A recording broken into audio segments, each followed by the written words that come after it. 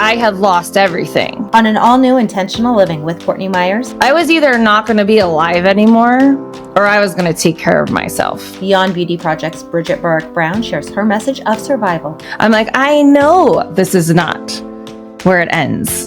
Like, no. I wouldn't accept it. Embracing your inner strength. When you need things, you really need them, is when you really learn, that I am worthy of taking care of myself. I deserve to take care of myself. And the need for a greater connection. I wonder if there is just this disconnect that we've sort of learned really young, and it's bigger than we even think it is. On an all-new Intentional Living with Courtney Meyers. Welcome to Intentional Living with Courtney Meyers, a podcast dedicated to those seeking a more fulfilled and purposeful life through thought-provoking conversation, spiritual exploration, and authentic connections. The intentional movement has begun, and if you found yourself here, you are a part of it. Intentional Living with Courtney Meyers starts now. Hi, Bridgett. Welcome to the show. Welcome to Intentional Living with Courtney Meyers. I'm really honored and excited that we get to meet and have a conversation today. Oh, thank you so much. I'm excited too. Thank you for having me. Of course. Well, it's really interesting. Like I was just telling you before we jumped on, for some reason, I've spoken to a lot of women who come from the careers of modeling or television or being performers. And, while these all seem like such glamorous positions, and like these seem like the end all be all to the outside world, you're a model, you were a model yourself. That essentially is saying like, oh, you're one of the most beautiful women in the world, yet you were still told to change yourself and your appearance. So that is kind of where I want to start with you. I want to get into your whole story and the Beyond Beauty Project, which I think is brilliant. But it's mind-blowing to me how many wonderful, beautiful, accomplished women are told they're not enough in careers that the outside world says are the end-all be-all. Yeah. I think, there's a beauty ideal in our society that we are all affected by, primarily, I would say women and girls, that, we start hearing or seeing the messaging from a very young age. But then if you put yourself in a situation like the modeling world, the entertainment world, the TV world, that beauty ideal expectation is heightened. So you might come in and maybe, 99% of the world thinks like she's perfect. Perfect. I say that in quotes because I don't necessarily agree with that. But then it's always like, well, you can do better. You can be better. You can be a little bit skinnier. Your hair can be a little bit better of a color. Your skin can be oh my God, you have a little pimple. So it's almost like, I'm really fascinated right now with the whole Barbie situation that's going on in the world, because I talk a lot about we've almost turned into having to be plastic women and put in these boxes. And for those of you who watched Barbie, I was punching my friend at this part because they were trying to get Barbie back in the box. And I always say we have to break the box, we aren't worthy because of the way we look, and so much emphasis gets put on that. So to kind of go back to your initial thought or question, when you put yourself in those worlds, their focus is your external appearance. So they're always asking for it to be better. That's the world you're stepping into. Obviously, there's more to that, and they want personality, and especially if you're in television or, hosting or whatever. But still, they want you to look good. But better, what is better? To who? I know. Exactly. Yeah, exactly. That's the big question, right? It's we have this idea now that it's sort of like this idea of the Eurocentric features, right? Like the tall, slim, whiter skin, longer, smooth hair. And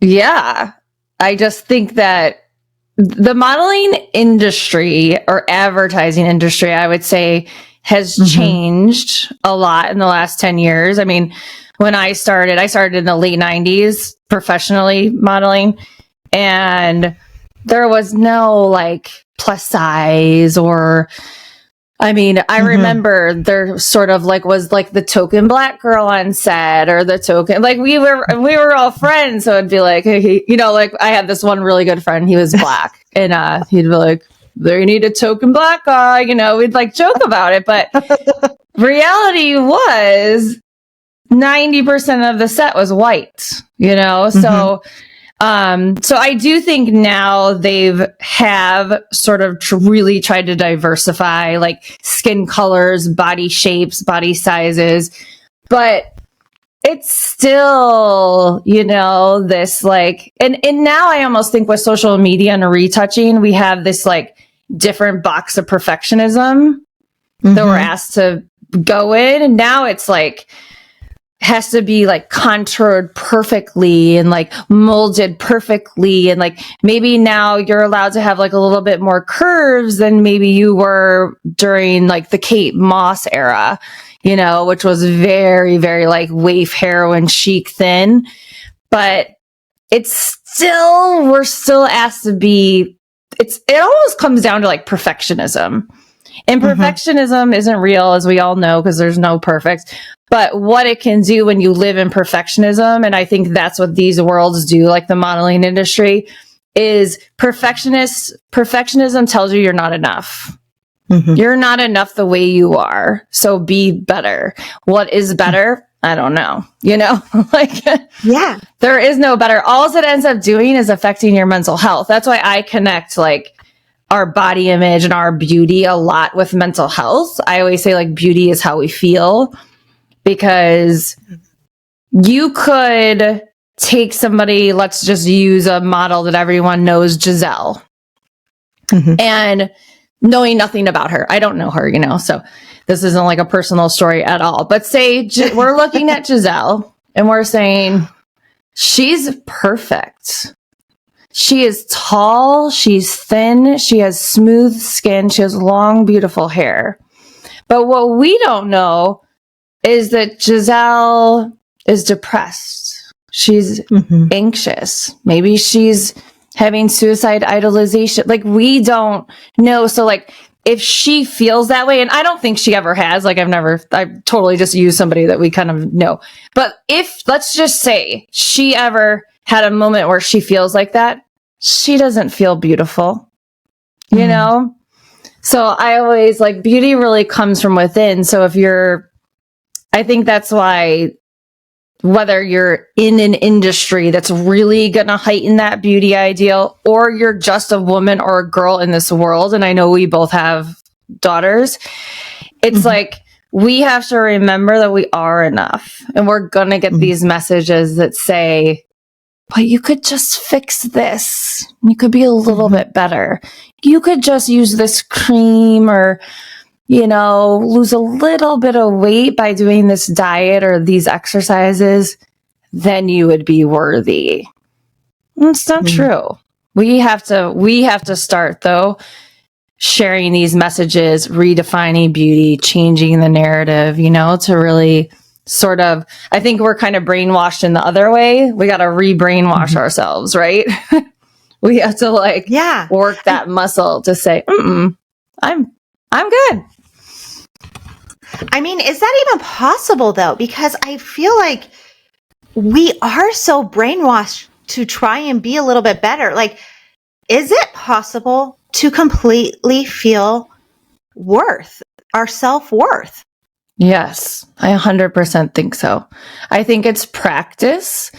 I think confidence comes down to practice in a way. So whether it's from a young age, you've been taught to practice that you are enough. just the way you are, you know? And you're practicing focusing on the things that make you feel worthy. There's so many more things to a human being than what our body or our face looks like, you know? So I absolutely think we can feel enough. It's our choice, I also think, to define what that means and really stand solid in that. I don't think if you're in a place where you don't feel good about yourself, that comes overnight.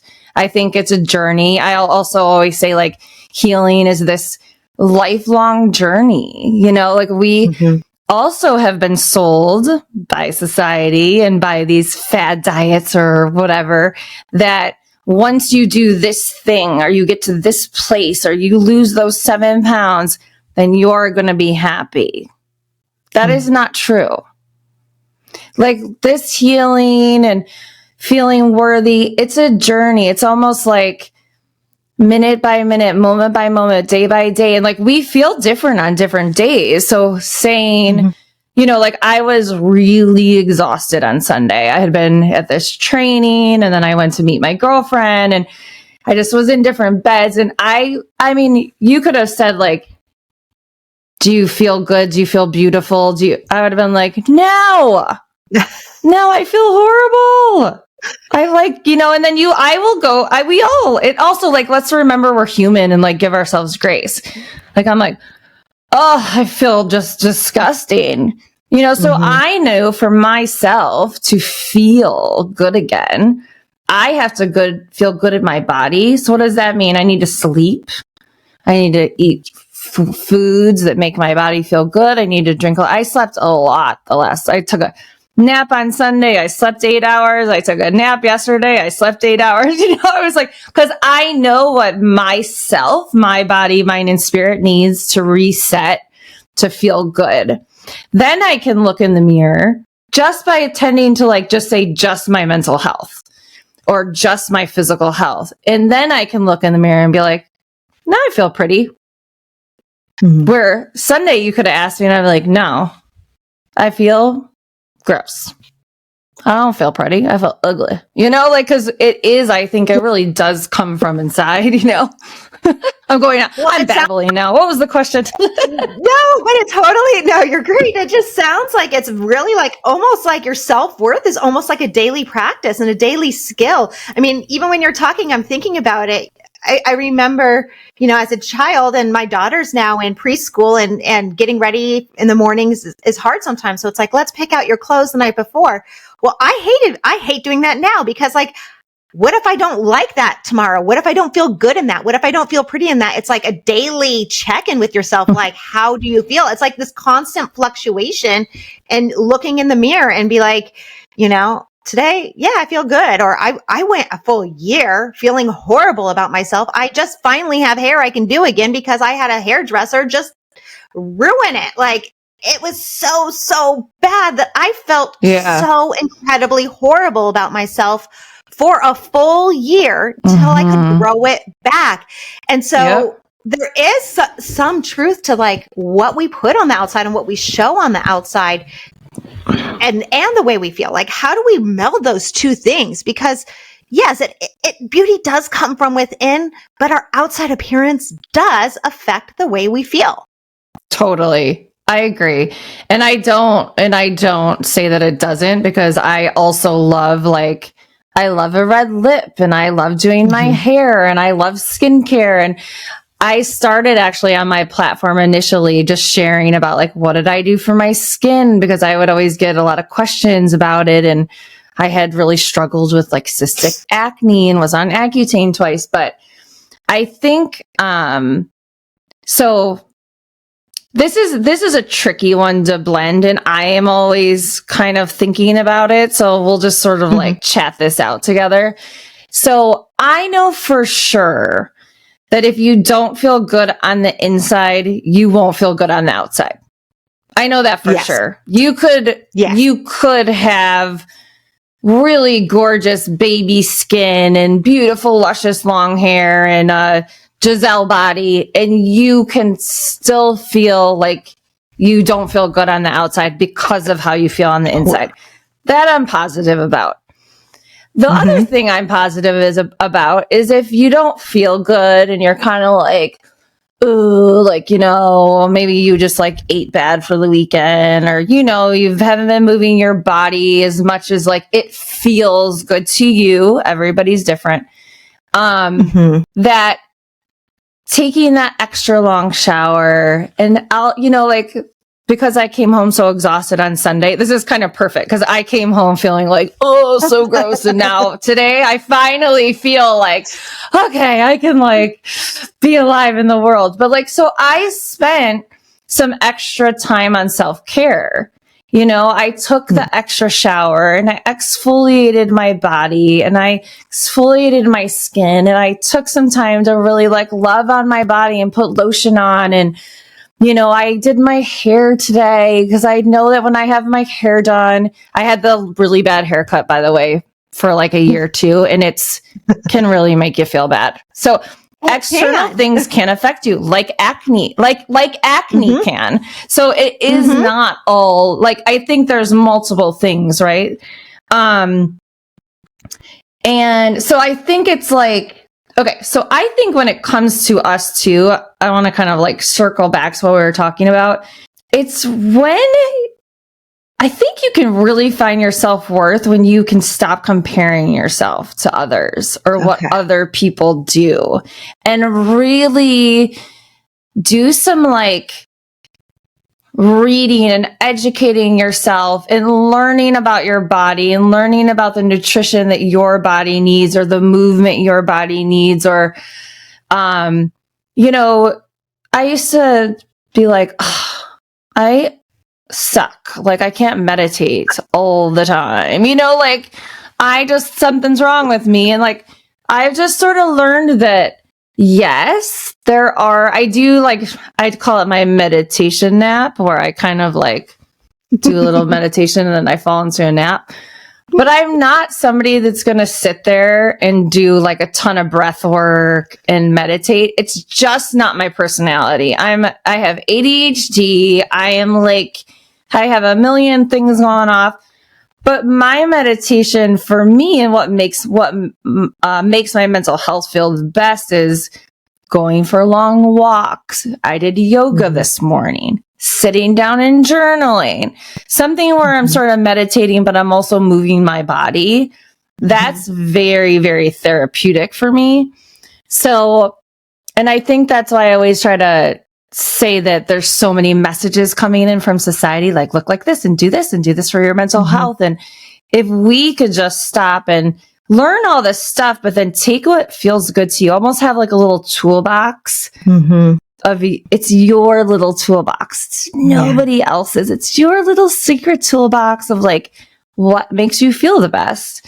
And so anyways, I 100% agree. Like, if you have a big pimple, you're not going to feel as confident. So learning to take care of your skin, I think there's also some like basic hygiene and almost like self-respect stuff that we can lose when we focus so much on like beauty comes from within beauty. I know. I do it all day. Exactly. So I know, but at the end of the day too, and that's why I'm actually trying to add in a little bit more of the, like, how do I keep my skin healthy? Or what do I do if, I have a breakout? Because that's also, I think, just taking care of ourselves and having like, okay, I respect myself. Like, if you had a big cut on your hand, you would take care of it. And like, I know I've had acne really bad a couple of times in my life, and it's not as easy as just clearing up a cut. But, so it's taking the time though to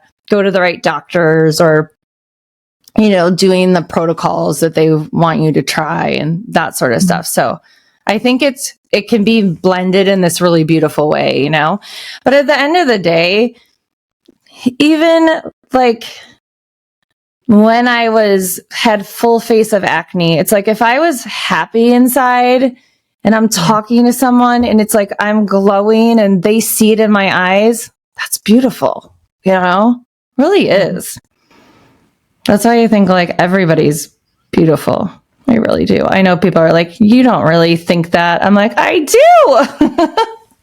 Well, no, I mean, it really sounds to me as there's this aspect of self-care, and that's where that like treating ourselves as we should be treated or as we want to be treated allows us to maybe find that confidence and love for self. Is that kind of where it is? It's kind of like when we're like, I have young kids. It's like, okay, I might not take a shower for 2 days because they're driving, they're up the walls. And then I feel disgusting by the end of that second day. And it's just like, so there is that aspect of it's just like the simple self-care steps. Totally. And I think some of this self-care can get like, you're doing a face mask but it's sort of the intention and whether you say like, this is my intention. Cause I don't think a lot of us are walking around doing that. Like my intention for my face mask is to make my mental health better. We're not really doing that, but we are in a way because we are stopping and saying, I deserve some time and attention and I deserve some self-love right now. So it can seem as superficial as a face mask or a body scrub or extra long shower, especially if you're a mother. But that is a form, especially in our busy lives today, and especially if you're a parent, just taking a second for yourself. And that, those sort of things can go into boundaries and what you say no to, what you say yes to. Like you can take it, far. But yeah, I think self-care is really big when it comes to confidence and how you feel about yourself. 100%. Well, you keep saying 2 words or 3 words, I guess. Deserve and mental health. What am I saying? So no, I mean, these words keep coming up. This self-worth comes from a feeling of wanting that we feel we deserve the opportunity to take that extra long shower, that we deserve the chance to put on that face mask. Because I feel like, especially as mothers and women, we don't feel like we deserve to put ourselves first. And then what comes after that deserving is if we don't feel like we deserve it or we don't give ourselves the space to do it, then we suffer in our mental health.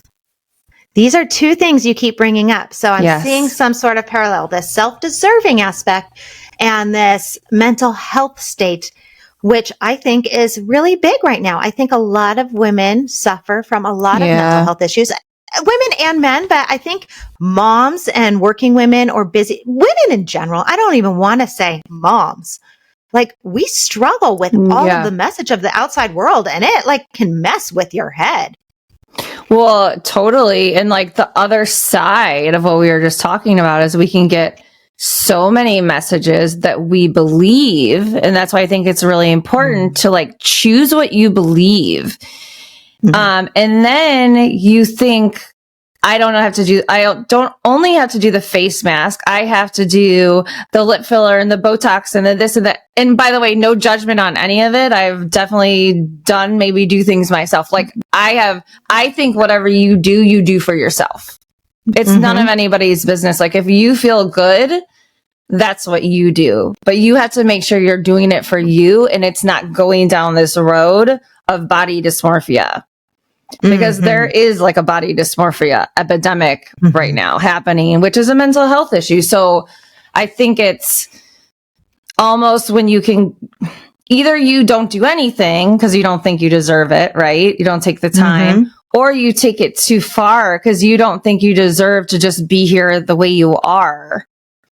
You don't think you're allowed to just show up like I'm only deserving, we'll stick with that word, if I'm a little bit better, kind of going back to the beginning, right? So I think there's like that part's a little complicated too. Does that make sense? Or did I just make it super confusing? Yeah, no, it completely makes sense. I think deserve level is something that's not necessarily talked about a lot, but it definitely needs to be explored. Like, how do we find that level that we say, yeah, I deserve this? I mean, I don't know many people that say, I deserve that. I deserve to go get that massage. I deserve to do that face mask. Like, honestly, I have not had my nails done and probably since I had my son, and he's 2.5, because I'm too busy. What is it about my mental state that says I don't deserve to go get my nails done, to take 20 minutes, to take an hour and leave my kids with my husband and go on a Saturday and get my nails done? Like, where is that disconnect? I know that sounds frivolous, getting your nails done. It's something I used to do all the time. But there's a level of self-worth and deserving. I don't feel like I am deserving of taking that time to myself. Well, I think that whether you're for moms, I don't want to just focus on moms, but I could say like moms, wives, women in the workforce, just kind of maybe the female gender. We do have this sort of overall feeling that we have to take care of everybody before ourselves. So to find that space where we feel worthy to take care of ourselves can be challenging, especially if you grew up where, you know, it was very patriarchal and like, you know, your mother was doing everything for your, you know, it's like kind of breaking those generational habits, I would say, or beliefs, you know. I think that one of the reasons I learned that I was worthy to take care of myself is through the things that I've been through. So I grew up with my mother. She had multiple sclerosis and she was in a wheelchair by the time I was 5, and I was the only girl in the house. So I was really with her, like in her bedroom with the door closed, trying to fit her body into clothes as it was like growing from steroids. And like, she was really always like, you need to sleep and you need to take care of yourself, Bridgett, because she grew up a lot different than I did, you know? And then I learned a lot from in the modeling world, how to take care of my body and my mental health.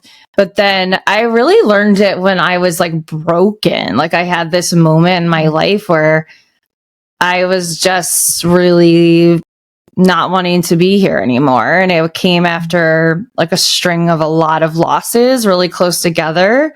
I had lost my mom, my dad, my brother in 2 years. And my dad was the third, and I had my daughter when he passed away when she was 6. I was 6 months pregnant with her. Lost a best friend. And then I went on and had this series of miscarriages, and they were pretty far. Like one was 4.5 months, one was 10 weeks. And then I lost twins at 5.5 months. Sorry, that's an earful. But I say all of that because I really was like, I had lost everything. Like I didn't have my mental health. And this is when this project sort of, you know, got launched, but I had no choice. I was either not going to be alive anymore or I was going to take care of myself. So I can remember going even to this chiropractor and just being like, kind of like, what the heck just happened to me, you know? And she was one of the people that really helped me heal. And I remember the time I was debating on, like, should I take an antidepressant to help me or not? I didn't want to take anything. I was like, really? And she's chiropractors, if you know them, they're super natural. And she said, you take it until you don't need it anymore. Because if you don't right now, you're not even going to be able to come see me. You're not even going to be able to take yourself to therapy. You're not even, and I started learning in those during that time. Like it was like, I was going to choose to be here and it was one foot in front of the other. And sometimes all I had the energy to do was to take a nap. And that was self-care. Or, you know, I had to say, I need a babysitter right now. Because and listen, I'm very privileged that I could have a babysitter. I know that we all don't get to have that. So it's like being creative of when you can take the time to take care of yourself. It's like maybe it's putting on a show for your child and just laying next to them and closing your eyes. But I think when you need things, you really need them, is when you really learn, you know, that I am worthy of taking care of myself. I deserve to take care of myself. You know, I don't want to end up sick like my mom. And listen, we can't always control that either, but I think how we take care of ourselves can help things, you know? Your story. That was an earful. I'm trying to phrase this because I don't want it to sound flippant, like it's not unique. The mental state, like it is a horrible situation you had to go through, but your mental state, I am learning through this project, is extremely common, especially among women, this not wanting to be here. And I understand how those tragic events, horrible events, could lead you down that way, but you are not the first person I've spoken to that has said that. I don't know if I want to get up tomorrow type of thing. I can't tell you how many women I have spoken to that have said those words to me on this show. There's something there. Like, we need to talk about this. Well, and I also think that's hormones.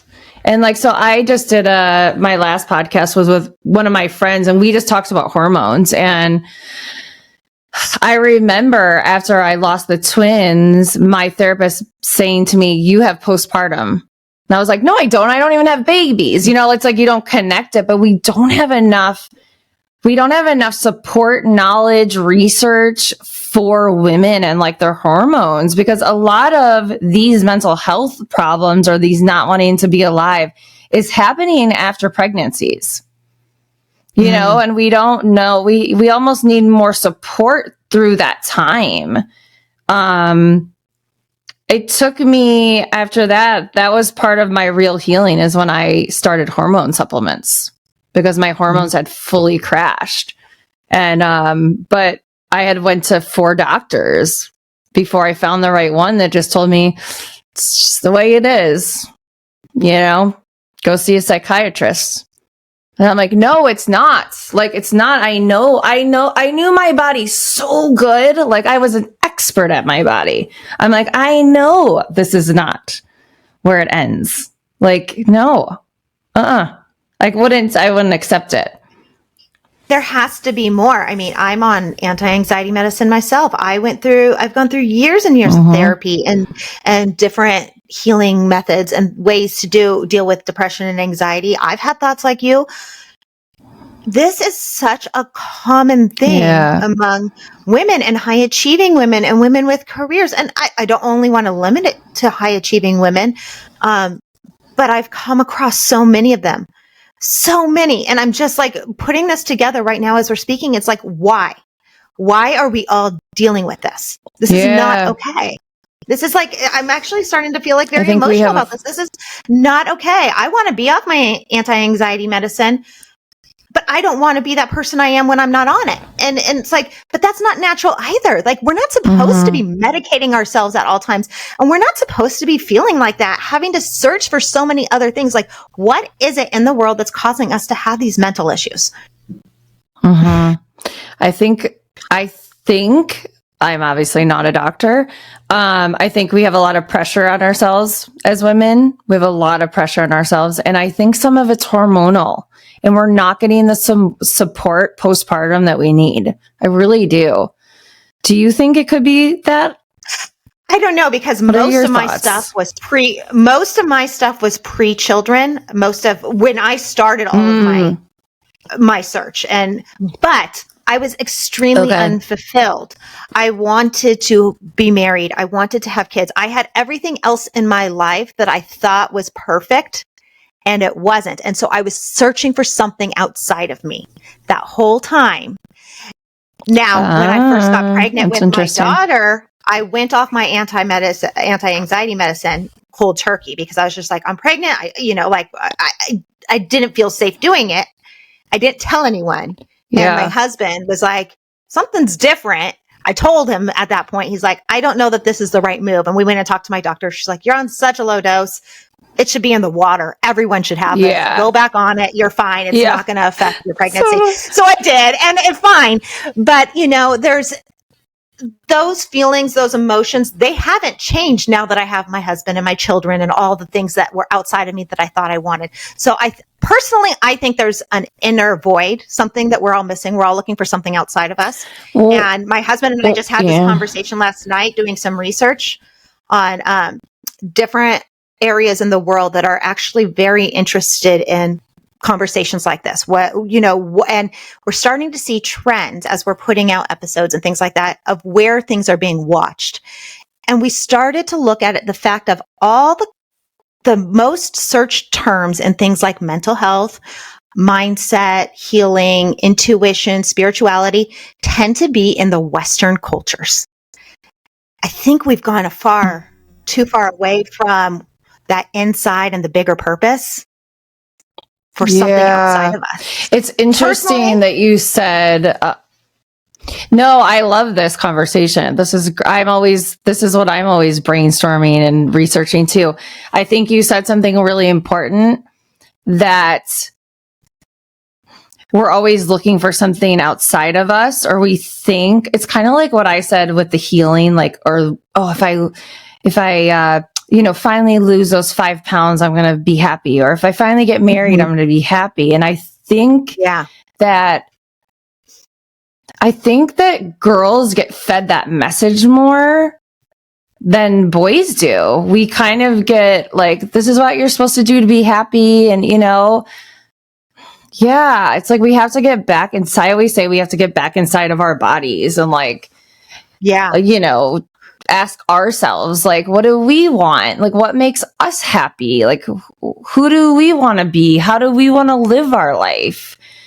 I wonder if there is just this disconnect that we've sort of learned really young, and like, it's bigger than we even think it is. I don't know. I think there's something interesting there. I think I'm starting to I'm feeling like this is actually turning into like a bigger exploration for me. But I think it really does start with women, because I think we're more open to having these conversations, but I am also seeing men say things like that too. I know we are getting out of this patriarchal world. We are shifting out of it. So it is more open for men to speak about this, but I do think it's a really big issue. And maybe it's like, I'm into spirituality and the intuition and your energy. So I do feel like it is like we are shifting a consciousness now. So more people are becoming open to it. But I also think like we need to find the root of this. Like, this is not okay that all these people I'm speaking to, yourself included, I understand the losses you had are tragic and terrible. And that story is so sad. But you still, that shouldn't make you say, I don't want to be here. Yeah. So I'm just curious. I'm just like, how do we figure out, how do we find that peace within so that we can show up as ourselves and who we want to be in this world confidently and securely? Because it's scary to stand up and show who you are. It can be. It's so true. It really can be. It takes a lot of courage. So, like, how are you demonstrating this for your daughter to raise her in a different way? Oh, I don't know. Like, am I doing any of it right? We all probably ask ourselves that. I'm trying to help her stay in touch with her kind of inner voice and say, like, does this feel good to me? She had this weekend, Sunday, when I was back, she was playing with this little girl down the street. She had just met her. They were kind of scootering back and forth. And then she came home and she kind of had this look. And I said, why aren't you playing with her anymore? And she's like, she was kind of, she wasn't being very nice to me. And I just decided, I I don't want to have a friend like that in my life. I was like, how old are you? That was very wise. But so I loved that she said that, because I'm like, I said, good for you. I'm like, I hope you were kind and just kind of said like, I'll see you later. But at the same time, it's like, we're so pushed to like be nice and go help. And, it's like sometimes we can say, no, I can take care of myself. And I think trying to stay true to that, that's what I'm hoping that I teach her. And, yeah, I think staying true and then really like getting in tune with herself and her body and how it feels, whether it comes to how maybe something makes her feel emotionally or how different foods make her feel and different movements, I think all of that, it's like really staying in tune with yourself. That's what I'm hoping that I'm teaching her. That's my goal. Staying in tune with yourself. What do you think? That is, staying in tune with yourself, I think is key. I think knowing what feels right for you. I struggle with this with my daughter because a lot of it is like, she'll see me getting ready in the morning and all she wants to do is put on lipstick and do her hair and do her nails every day. She's very, very girly in that respect. And she does it, which is fine. I love it. I'll do it with her. It's cute. It's adorable. But then she comes to me, and this is the one thing that always makes me so sad is she goes, after she does her nails or her hair, or she puts on her lips or her eyelashes when she does her mask, like whatever she calls it, her eyelashes. And she goes, Mommy, aren't I beautiful? Do I look beautiful? And that just breaks my heart every single time because I'm like, honey, you're beautiful no matter what. Like you don't need all of this. Wait, why does it break your heart? Because I don't want her to think she has to put on the makeup to be beautiful. She doesn't have to do these outside things to be beautiful. Totally. And so I think have fun with it. I love that you want to do this. I love that it makes you feel good, but I don't want to teach her that that's what is required to be beautiful because I grew up thinking, oh, if I had blonde hair, guys would like me more. Or if I was taller, I'm short. If I was taller, guys would like me more. I grew up doing beauty pageants and I was like, well, I guess I can't be Miss America because I stopped growing at 5'2". I'm not 5'8". I felt these limitations to what I can do for my outside appearance. And so I don't want that for her. Yeah. Well, I think that because Scarlett loves makeup too. She's really girly and like sometimes I'm like, oh, it's a little too much, So I have to sort of talk to myself in my head. But I think, if she comes up to you and is like, don't I look beautiful? It's like we can respond by saying, yes, you're always I always think you're beautiful, whether you have makeup on or not. And then maybe taking those moments, like I will take, cause some people won't even tell their girls that they're beautiful for the fear. Mm-hmm. And I've heard some stories on that too. I think, God, like I'll look at Scarlett. I never miss an opportunity, I guess, to tell her something, whether I think she's being kind. I also tell her when she's not being kind. But the other day she was in my office, she came over and she's just telling me a story and I just grabbed her and I looked at it and I probably got like tears in my eyes almost. And I just said, you're so beautiful. Like you're so beautiful. You're beautiful when you talk. Like you're just so free and you're just like, you're beautiful. And she she like took it in, So I think maybe taking those moments too to like acknowledge, and I'll say, you're beautiful on the inside because you're whatever, this, and this. But so maybe taking moments, I think there is that fine line of like having fun with stuff and then thinking you need it, right? To be worthy, like we said. So yeah, I think it's kind of keep, and I think I don't like to put more pressure on mothers because we have enough pressure, but it is really what we role model, what they see us do. So if I'm having a bad body image day, she doesn't see that. I don't change my clothes a million times in front of her on purpose because I just won't do it. I don't stay in the mirror too much around her. If she's in the mirror too much, I tell her to get out of the mirror. We don't need to look in ourselves that much, She asked about a scale the other day, not because she has zero worry about her weight, but somebody else had told her that they had a scale.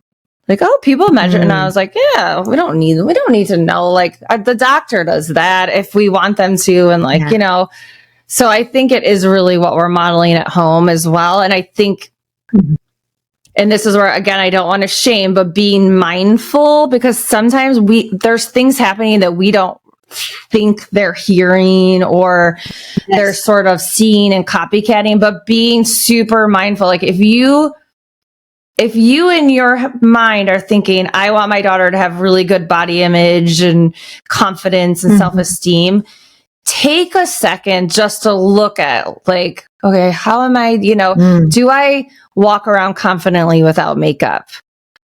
Because that's a big thing too. If they never see their mother walking around confidently without makeup, they're not going to think that they can do it. And it's a fine line too. I don't want to, I hate like I get questioned about the like sort of role modeling a lot. And it's like, oh, we have so much pressure on ourselves, but it is really, I always say like, we have to heal ourselves for our children first. So I would say if it's something that's bothering you or if it's on your mind, you do probably have to take a look at yourself first and see like, even like my mother-in-law, God love her, but like if she'll talk about Scarlett's food a lot and I have to say, we're not doing that, because my daughter she doesn't like to eat. She's not I was like that too when I was little. My mom said she would like shove a piece of like a peanut butter spoon in my mouth. And she's always like, you need to eat more. I just think the more chatter sometimes we have around that kind of stuff, the more they can get in their heads. And totally. Yeah, I think the role modeling too is big. Well, and there is a lot of that in my household. Like I'm always constantly loving on her and telling her, oh, you're so beautiful and this. And then, I get in my head like, okay, I need to stop commenting on the way you look. Like, okay, you're so smart or you're so this. Like I know. There's so much pressure to like make sure that they're so well-rounded. And it's so different because I have a son too.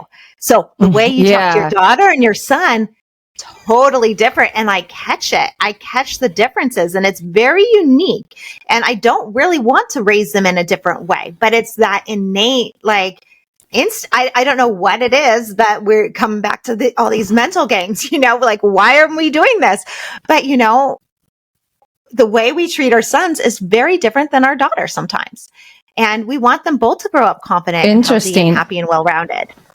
How do you think, what's the biggest difference you think? Well, they're still like how so you treat young. your son. They're still so young that it's not like huge. I will notice in just maybe more of the way that they're affectionate with me. Because my daughter is one of those that always wants to be on top of you type of people, that's always laying or rubbing or touching, which I think is probably like a nervous system regulation thing for her. But she's like constantly touching me. And sometimes I'm like, I just need my space. Where I do find that I'm always like cuddling my son, but he's also the baby. So I'm kind of like, why am I okay sitting here cuddling Hayden when I'm like, Harper, I just need a little bit of space. That's my big thing I've noticed lately. Yeah. The food thing, like you said, is totally crazy. My kids, Hayden won't eat. I have that same issue with him. So we don't like, I try and just put the food in front of them and let them not make a big deal about it. But that totally. I find that the relationship between a mother and a son and a mother and a daughter is so different. And I didn't realize that till I had my son, because I grew up with a sister only. And, I only knew girls. So, and only have nieces and things like that. So it's definitely a different dynamic. And we have to model. I think I'm definitely more mindful too of how I act with my daughter, because I'm so hypersensitive of how she's going to form as she grows up. No, I know. I am too. Listen, I have the same fears as you of like, oh, do I tell her? Sometimes it'll come out of my mouth. Like if she has a cute outfit on, I'm like, oh, you look so cute, you know? And then I'm like, oh God, why did you say that? You know, I'm always sort of questioning too. Yeah. Yeah. But you're smart. Hey, your voice is important. You know, it's like, I know. That's why I never want to like, I'm always like, oh, I don't want to put more pressure on parents. Like we have enough to like do the perfect things. But, so yeah, I have the same fears. We'll see how they turn out. You know, did our parents go through this when they were parenting us? I don't think so. I think we were just kind of a little bit more free. There's so much more pressure on us now. It's like all these different voices. I don't know if it's social media or what, but holy moly, sometimes it's just like, stop. Oh my God, I know. It's crazy. That's too much. It is too much. Well, Bridgett, thank you so much today. I just want to give you a chance. How do we follow the Beyond Beauty Project? Because what you're doing is really valuable in the world. Oh, thank you so much. Our biggest platform is Instagram. Our handle is beyond.beauty.project. And then, of course, you can go to our website, www.beyondbeautyproject.com. You can send us a DM or an email. And then obviously listen to my podcast, Beyond Beauty Project. Everything's beyond, lots of B's. I just like to give everybody a tongue twister. But yeah, so it's Beyond Beauty Project, the podcast. Lots of ways. Beyond Beauty, lots of B's. Beyond Beauty Project with Bridgett Burrick Brown. I mean, what was I thinking? Seriously. I'm like, I need to cut the Burrick. I love alliteration. I'm here for it. I'm a writer. Alliteration is my game. Go for it. I love it. Don't lose it. I love it. I love it. Oh, it was so nice to chat with you. Thank you so much. I love just really brainstorming stuff and thinking like, you know, what else could be a solution to something, or how else can we expand these conversations? So I loved chatting with you. I love chatting with you too. And I do think there is a bigger conversation that we need to start having around our mental health, because like I said, this conversation isn't new. And that's sad and scary to me that this isn't a rare conversation. This is a normal conversation I'm having. And I'm just like, hey, this is not okay. So. Yeah, I agree. Let's continue talking about it, right? Definitely. Well, thank you so much for today, and I love what you're doing. I'll put all the information of how to follow along with you in our show notes, and I hope we get to cross paths again soon. Yes, thank you so much. And that's it for today's Intentional Living with Courtney Meyers. Thank you so much for joining me, and thank you, Bridgett Burrick Brown, for the beautiful discussion that actually goes beyond the beauty and into the heart of what really matters, what we deserve, how we show up, and how we feel about ourselves. Even bigger, this concept of our mental health. It's a big conversation that I think we need to have more of, because it's something that keeps coming up on the show and something that needs to be changed. If you want to follow the Beyond Beauty Project, I'll put all the information in the show notes below. And as always, you can find Intentional Living with Courtney Meyers and Intentional Media on our website at CourtneyMyers.com. That's where you find books, courses, and everything else we have going on. I can't wait to see you soon. Bye.